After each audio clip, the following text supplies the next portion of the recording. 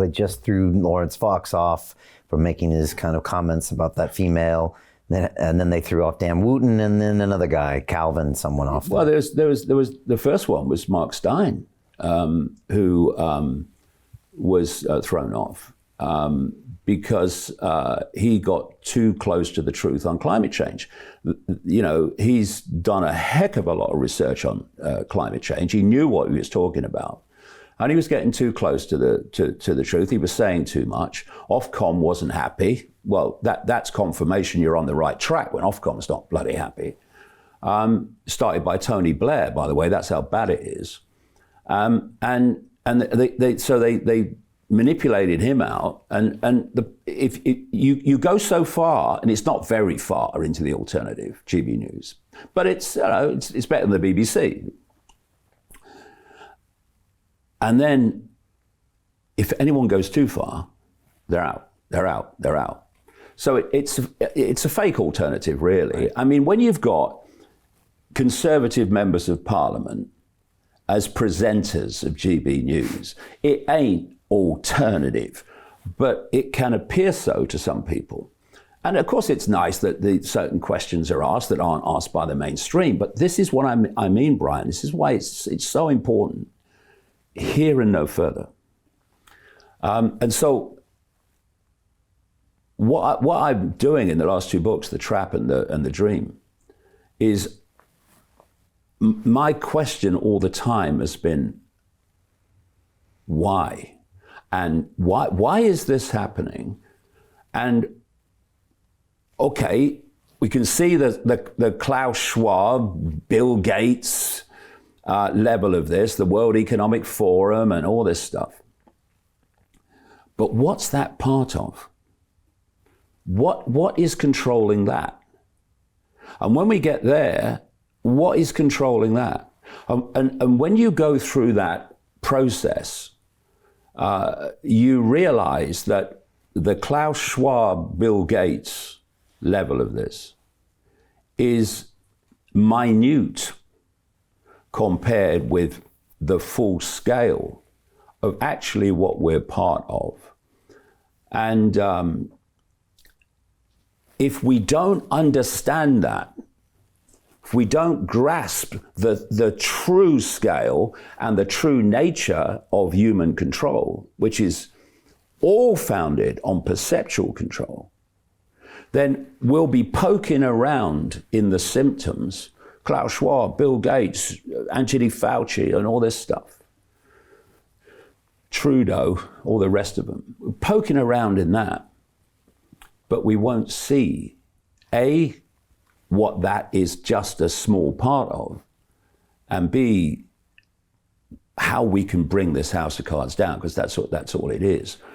And, you know, the film was about censorship and being silenced.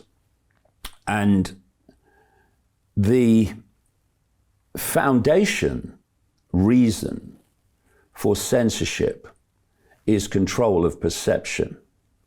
Because if you can control perception, you've got behavior. We behave as we do because we perceive as we do. People meekly went under house arrest in the COVID period because they believed what authority told them, that there was a deadly virus and they had to stay at home to protect themselves, protect other people. And then they were lined up having the jab, the fake jab, the so-called vaccine that's not a vaccine under any previous criteria or definition of a vaccine, the synthetic material being put in the body, and there's a reason for that, which is much bigger than most people grasp. But they did that because they thought, because authority told them, their perception was the jab will protect me from the deadly virus. And other people who really didn't want the jab said, well, I've got to have it because I'll lose my job if I don't, right? And so you had the perception of a deadly virus, and what followed was the behavior as a result of that of fantastic numbers of people to do what authority told them. And then you had the few at the start, much more now, who looked at it and thought it's a scam. And I'm not having anything to do with it. I'm not playing the game with a scam. Their perception of COVID was different. So what else was different? Their behavior. You know, I mean, they said, oh, you can't go out for more than an hour a day. I thought, bloody watch me.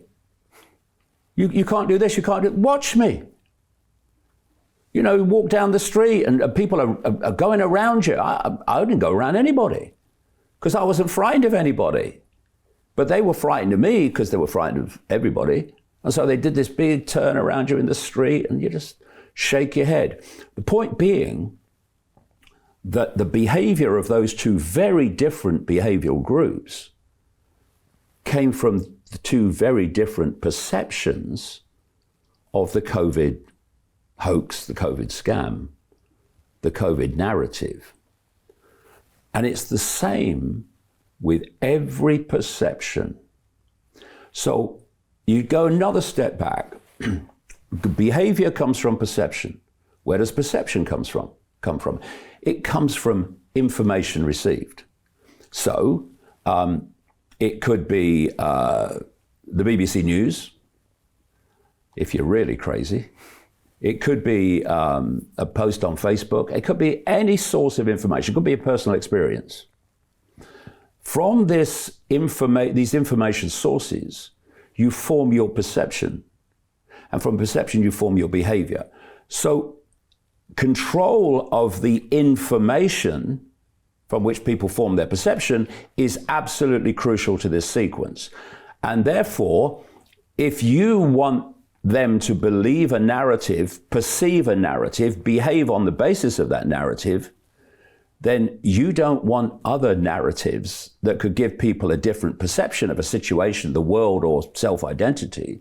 You don't want that circulating. And that's the foundation of censorship, and that's why it's getting fiercer and fiercer and fiercer, to the point where, as I predicted a long time ago in the books. So Jim Rickards has just recorded a video that's not available to anyone in the public, and he's going to be talking about how this upcoming recession is going to be fast, it's going to be bloody, it's going to be nasty. But at the same time, he's going to show you how you can position yourself to profit from all of this chaos.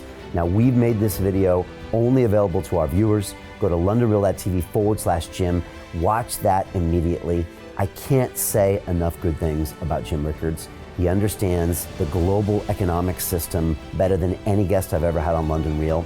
His predictions are almost uncannily true, and you can learn how to profit from his vision, from his expertise, and his understanding of economics. So go to londonreal.tv/Jim or click the link below. It's an excellent, excellent look on what's going to happen in the future and how you can position yourself to profit from that. Jim is one of the best in the business, one of my favorite guests on London Real, and he's very, very good at predicting the future and showing us all to profit from it. So click the link, and I hope you enjoy. The greedy bankers are about to do it again. In 2008, they crashed our financial system and nearly bankrupted the entire global economy.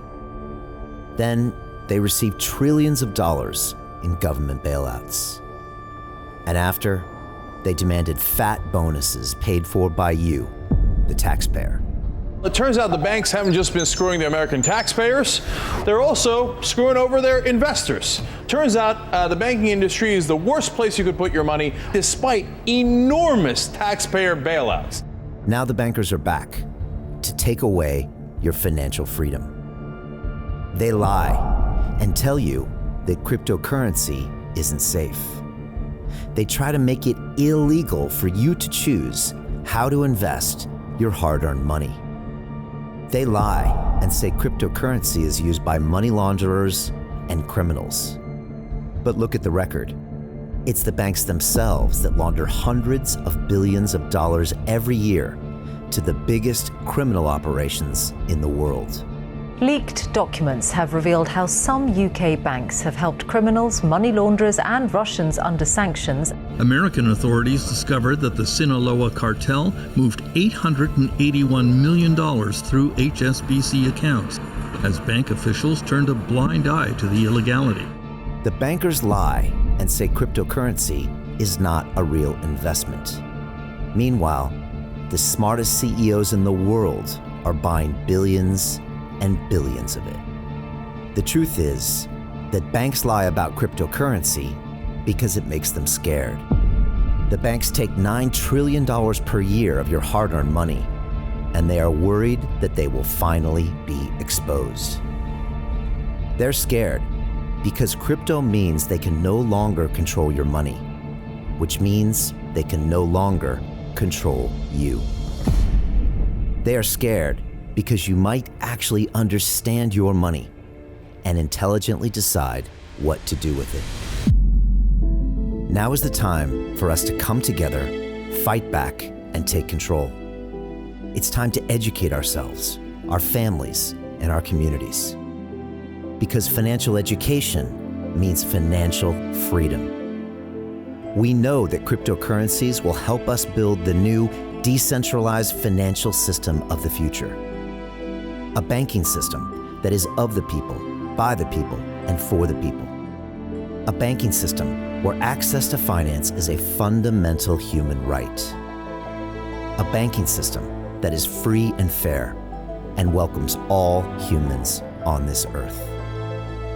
The DeFi revolution is happening. We, the people, can no longer be fooled. We choose to take control of our finances. We choose to take control of our freedom. We choose to take control of our future. Join us, and let's take back our financial freedom forever.